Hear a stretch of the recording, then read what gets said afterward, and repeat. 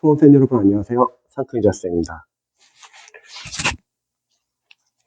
자, 이번 영상은요. 보통 공무원 또는 소방 영어 문법을 공부할 때 기본서가 있고 그리고 포인트 규제나 아마 요약집이 있을 것 같아요. 이때 기본서를 안 보고 요약집으로 바로 들어가서 공부하는 수험생들이 계실 거예요. 요약집을 바로 봐도 되는 수험생들은 보통 영어 문법이 기반이 있는 수험생분들은 요약집을 봐가지고 시험에 잘 나오는 포인트 위주로 빠르게 볼 수 있습니다. 그리고 시험을 늦게 시작해가지고 기간이 얼마 안 남은 상태에서 시작한 거예요. 그러니까 당장 시험을 봐야 되기 때문에 문법 시험에 잘 나오는 포인트 위주로 빠르게 보고 싶으신 분들은 요약집 위주로 볼 거예요. 이런 수험생분들은 이제 요약집을 봐도 괜찮은데 그런데 가끔씩 이제 상담을 해보면은 이제 수험 기간을 이제 좀 줄이기 위해서 또 영어 공부할 분량이 워낙 많기 때문에 기본서를 건너뛰고 바로 그냥 요약집으로 넘어가시는 수험생들 많이 계십니다. 그런 수험생들이 영어 기반이 있어가지고 점수가 잘 나오면 상관이 없는데 영어 점수가 잘 안 나오는 경우 여기서 문제점이 하나 생기게 됩니다. 바로 기본서를 안 보고 여러분들이 요약집이나 아니면 포인트 교재를 보게 되면요. 어느 정도 문법에 잘 나오는 포인트는 알 수 있어요. 그런데 그 포인트가 문법 문제에서 적용이 잘 안 될 수도 있습니다. 왜냐면 여러분들이 영어를 공부해 보시면 잘 아시겠지만 이론을 아는 것과 문제에 적용되는 거는 저는 별개라고 생각을 해요. 우리가 아무리 이론을 많이 안다고 하더라도 실제 문제 들어가면은 틀리는 경우가 많죠. 그 이유는 이론을 안다고 해서 바로바로 적용된다기보다는 문제에서 여러분들이 이론을 바탕으로 관련된 단원별 문법 문제를 푸는 거예요. 물론 단원별 문법 문제를 푼다고 했을 때 해당 파트로 모아져 있기 때문에 답이 뻔히 보일 수 있어요. 그거를 자신이 안다고 오해할 수 있는데 단원별로 모아놨기 때문에 답이 보이는 거지 사실 단원별 문제를 푸는 이유는 우리가 단원별로 적용하기 위해서입니다. 시험에 잘 나오는 포인트 위주로 문제를 단원별로 적용해보고 또 문제를 풀고 나서 간단하게 문제 옆에다 출제 포인트 진짜 적어보는 거예요. 뭘 물었는지. 그래야지 여러분 머릿속에 그나마 좀 남고 그걸 바탕으로 이론과 단원별 문제를 계속 반복하는 겁니다. 이런 식으로 공부를 하신 분들은 그래도 문제를 잘 풀어요. 그런데 이러한 문제 적용 연습 없이 시간이 없다고 해서 단원별 문제를 많이 푸는 게 아니라 랜덤 문제 넘어가는 거예요. 뭐 하프 모의고사나 어려운 몇 배째, 몇 천재 섞인 랜덤 문제를 풀게 되니까 문제가 뭐냐면 많은 문법 이론 포인트 안에서 단원별 적용 연습이 안 된 상태에서 랜덤 문제를 들어가니까 문법 내용이 섞이게 됩니다. 그리고 이론은 잘 암기가 안 된 상태에서 계속 섞여 있는 랜덤 문제를 풀다 보니까 포인트가 더 섞이게 되는 거죠. 그래서 문법 문제를 틀리는 경우가 많더라고요. 그리고 영어 강사로서는 영문법 기본서나 보통 여러분들이 이론을 보면은 양이 많아서 부담이 되는 경우가 많을 거예요. 또 몇몇 수험생분들은 문법 문제 많이 안 나오는데 굳이 그렇게 두꺼운 기본서를 봐야 할 필요가 있을까? 이렇게 생각하시는 분들이 많이 계실 겁니다. 그래서 문법 이론서를 띄워넣고 바로 얇은 포인트 교재나 또는 요약서를 보려고 하는 경우도 많죠. 그런데 강사로서는 저는 기본서는 상당히 중요하다고 생각해요. 뭐 기본서뿐만 아니라 기초 문법도 상당히 중요하다고 생각합니다. 왜냐면요. 우리가 영문법 기본서나 영문법 이론서 양이 물론 많죠. 일단 단원별로 영문법 이렇게 모아놓은 이유는 바로 기출 포인트 위주로 모아놓은 거죠. 그래서 여러분들이 문법 시험에 잘 나오는 포인트 위주로 좀 영문법 이론서로 차근차근 자세히 볼 수 있고요. 무엇보다 전 중요한 점은 영문법 이론서는 여러분들이 문법 문제를 꼭 맞추기 위해서만 필요한 건 아니고 강사가 생각할 때는 독해를 잘 읽기 위해서 독해 문장 안에 문장을 잘 해석하고 문장 구조 분석을 하기 위해서 저는 필요하다고 생각을 해요. 즉 독해를 읽기 위한 문법입니다. 우리가 영어 공부를 할 때 문법과 독해가 따로따로 별개가 아니라 실제 시험장에 갔을 때는 여러분들은 독해 10문제를 빨리 풀어야 돼요. 빨리 읽어야 돼요. 그럼 독해 문장 안에 다양한 어법과 구문이 많다는 거죠. 즉 문법 이론과 관련이 있습니다. 문법 이론을 자세히 모르면은 여러분들이 문장 구조 분석을 잘 못할 수도 있고 그럼 독해하는데 시간이 오래 걸립니다. 마찬가지로 문법 문제를 풀 때도 여러분들이 빠르게 풀어야 돼요.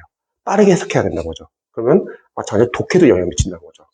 즉 문법과 독해는 별개가 아니라 서로 긴밀하게 연관되어 있습니다. 그래서 여러분들이 문법 이론서 교재를 너무 문법 문제를 맞추기 위해서 본다고 생각하면은 양이 너무 많고 부담스러워요. 그러지 마시고 문법 기본서에 있는 예문도 있잖아요. 길지는 않고 보통 짧거든요. 근데 관련된 문법 포인트 구문이 다 들어가 있습니다. 따라서 여러분들이 문법 기본서를 볼 때는 꼭 문법 문제를 맞추기 위해서 공부한다기보다는 독해를 읽기 위해서, 독해를 더 잘 읽기 위해서 공부한다고 생각하시면 좋을 것 같아요. 그리고 문법 기본서에 있는 예문들을 구문독해처럼 활용하시기 바랍니다. 그러면 부담이 많이 줄어요. 그리고 여러분들 문법 교재에 있는 예문들을 제대로 해석할 수 있으면 그게 이제 또 구문독해에 영향을 미치고 나중에 여러분들이 구문독해 하면서 직독직해, 끊어읽기, 문장 구조 분석, 구문 분석도 잘 할 수 있고요. 그걸 바탕으로 해서 또 유효문 독해를 잘 할 수 있습니다. 그래서 수험 기간이 진짜 얼마 안 남은 수험생들은 얇은 요약서로 문법을 공부하겠지만 어느 정도 1년 정도의 시간을 잡고 공부하시는 수험생들은 기본서 양이 너무 많다고 부담스러워하기보다는 여러분들이 기본서 공부할 때 단단히 좀 공부를 해놓으시면 좋을 것 같아요. 그렇게 기본서를 공부하고 이제 문법 요약서나 포인트 교재로 이제 줄이는 거죠. 대신에 이때 이렇게 줄일 때 여러분들이 문법 시험에는 이런 게 포인트가 잘 나오는구나 참고하시고 또 문제를 풀면서 문제도 여러분들 랜덤 문제가 그렇게 중요한 건 아니에요. 랜덤 문제는 나중에 영어 기출 문법만 제대로 푸셔도 충분합니다. 왜냐면 문법에서 나오는 출제 포인트는 한정되어 있어요. 그리고 이미 그런 걸로 모아놓은 게 기본서죠. 그래서 문제를 풀면서 혹시 기본서 빠진 내용이 있어요. 그럼 거기다 추가하면 되는 겁니다. 즉, 여러분들이 문법 이론서, 기본서를 너무 문법 문제를 풀기 위해서 공부한다고 생각하면 부담이 될 수 있고, 독해 연장이라고 생각하세요. 독해를 읽기 위한 문법을 공부한다. 그리고 기본서 공부할 때는 시간이 약간 좀 걸린다는 것 좀 감안하세요. 대신 초반에 그렇게 공부를 하고 나면은 여러분들이 문법 공부할 때 이제 부담이 많이 줄어들 거예요. 기본서를 한번 보고 단원별 문제로 여러 번 풀면서 반복하고 문법도 그렇고 영어도 그렇고요. 여러분 양치기가 중요하진 않아요. 이전에는 영어 교재들이 좋지가 않을 때는 막 이 교재 저 교재 여러 교재를 풀면서 여러분들이 양치기로 많이 공부를 하셨던 분들 계신데 요즘에는 교재들이 워낙 좋기 때문에 좋은 교재 위주만 딱 선별해가지고 반복해서 보는 거예요. 왜냐면 문법은 전혀 새로운 포인트가 나오는 건 아니거든요. 그리고 문법은 암기 파트이기 때문에 여러분들이 꾸준히 계속 시험장 가기 전까지 계속 꾸준히 반복해서 봐야 합니다. 그래서 문법은 꼭 문법 문제 맞추기 위해서만 필요한 건 아니고 독해를 읽기 위해서도 필요합니다.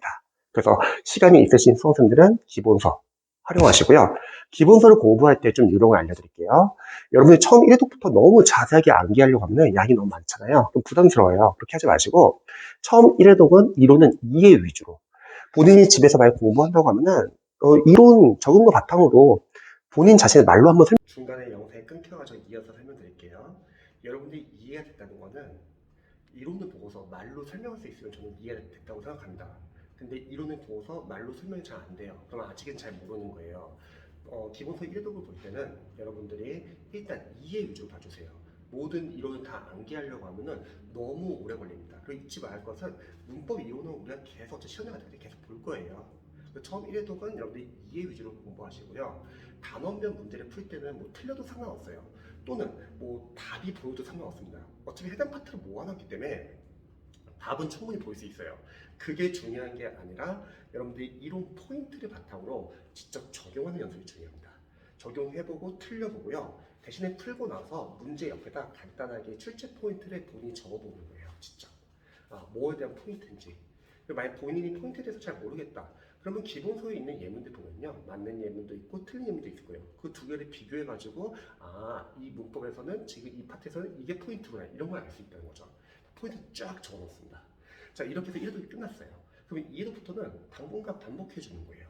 이론은 계속 봐주고 암기할 거 있으면 조금씩 암기하고 문제도 다시 한번 복습해보세요. 필기를 다 해놨는데 다시 푸는데 그 답이 보이는데 또 푸는데 아마 의미가 있냐 이렇게 생각할 수도 있는데, 이런 해보시면 아시겠지만 양이 워낙 많기 때문에 다시 복습을 하면 또 틀린 경우가 많더라고요. 그리고 우리가 아직 암기가 된 건 아니잖아요. 그래서 반복해 줍니다. 그래서 단원별 포인트가 어느 정도 충분히 연습이 되면은 그땐 랜덤 문제 들어가도 괜찮아요. 근데 저는 강사로서는 랜덤 문제 그렇게 중요한 것 같지는 않아요. 왜냐면 단원별 연습이 좀 충분히 되어 있으면 랜덤 문제는 여러분들이 문제를 보면은 그래도 어느 정도 포인트가 보입니다. 근데 이와는 반대로 단원별 적용 연습이 안 되신 분들이 랜덤 문제를 들어가게 되면은 포인트 잘 안 보이는 거죠. 그리고 랜덤 문제도 너무 많이 풀 필요는 없어요. 저는 기출, 단원별 기출이 아니라 영어는 연도별 기출이 중요한데 시행착오 기출, 연도별 기출을 풀면 그 안에 직렬별로 문법 문제 있잖아요. 그게 다 랜덤 문제잖아요. 그래서 랜덤 문제를 풀면서 마찬가지로 틀리고, 그냥 틀리면 괜찮아요. 대신에 문제 옆에다 출제 포인트 간단히 적어보고. 근데 랜덤 문제를 풀면은 아마 포인트가 섞이게 될 거예요. 그래서 랜덤 문제 풀면서도 특정 시간을 따로 떼어가지고 이론을 계속 봐주세요. 섞이지 않게끔. 잊지 마세요. 영어 문법은 여러분들이 포인트가 섞이면 안 돼요. 그래서 계속 보는 겁니다. 만약에 본인이 단원 요약집이나 뭐 포인트 교재 볼 시간이 없다, 그럼 이런 거 계속 보시는 거예요. 그래서 이런 식으로 여러분들이 계속 반복해 주는 겁니다. 그래서 문법 문제집은 너무 많이 풀 필요는 없어요. 그럼 우리가 섞이게 됩니다. 나오는 포인트가 정해져 있고, 그리고 공무원 같은 경우는 영어 20문제 중에서 문법이 한 3, 4문제밖에 안 나오기 때문에 어차피 사지선다에 하면 12개에서 16포인트밖에 안 나와요. 절대 포인트 벗어나지 않습니다. 그래서 문법은 계속 봐주세요. 차라리 독해를 더 많이 해주세요. 독해 싸움이니까. 그래서 여러분들이 영문법 기본서는 철저하게 활용해 보시면 좋을 것 같습니다.